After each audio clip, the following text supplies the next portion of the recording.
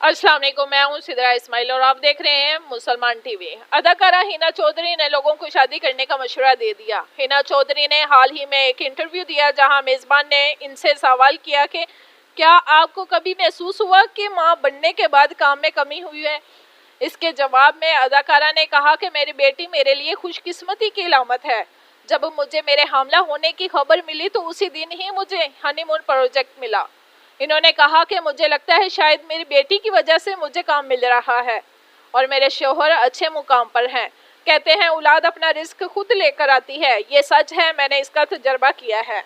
अदाकारा का कहना था कि अगर आप लोग मुझे कहते हैं अभी शादी नहीं करनी, अभी हम इस मुकाम पर नहीं, तो मैं कहती हूँ शादी कर लो, आने वाला रिस्क लेकर आता है।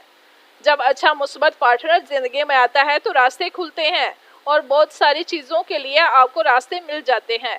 अदाकारा ने अपने इंटरव्यू के आखिर में कहा कि मेरी मिसाल सबके सामने है, मुझे मेन प्रोजेक्ट्स शादी के बाद ही मिले हैं।